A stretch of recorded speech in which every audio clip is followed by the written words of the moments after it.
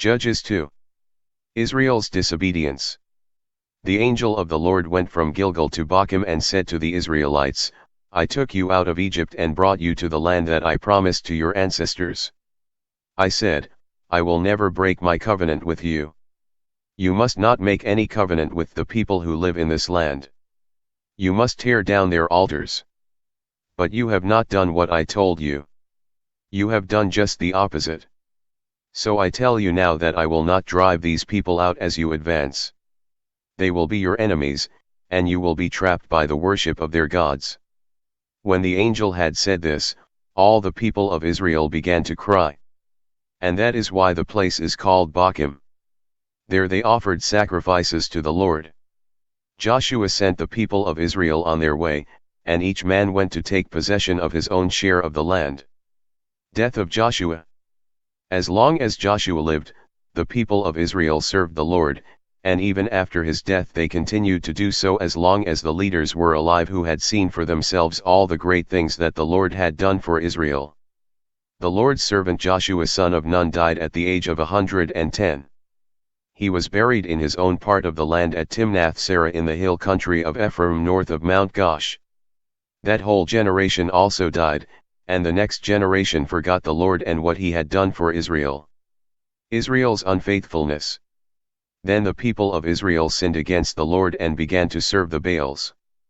They stopped worshipping the Lord, the God of their ancestors, the God who had brought them out of Egypt, and they began to worship other gods, the gods of the peoples around them. They bowed down to them and made the Lord angry.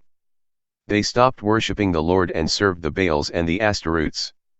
And so the Lord became furious with Israel and let raiders attack and rob them. He let the enemies all around overpower them, and the Israelites could no longer protect themselves. Every time they would go into battle, the Lord was against them, just as he had said he would be. They were in great distress. Then the Lord gave the Israelites leaders who saved them from the raiders. But the Israelites paid no attention to their leaders. Israel was unfaithful to the Lord and worshipped other gods.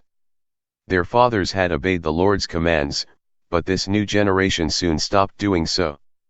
Whenever the Lord gave Israel a leader, the Lord would help that leader and would save the people from their enemies as long as that leader lived.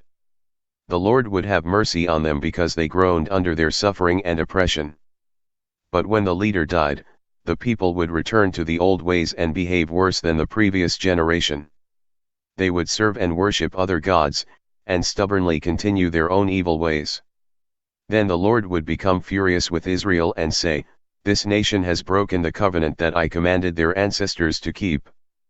Because they have not obeyed me. I will no longer drive out any of the nations that were still in the land when Joshua died. I will use them to find out whether or not these Israelites will follow my ways, as their ancestors did. So the Lord allowed these nations to remain in the land. He did not give Joshua victory over them, nor did he drive them out soon after Joshua's death.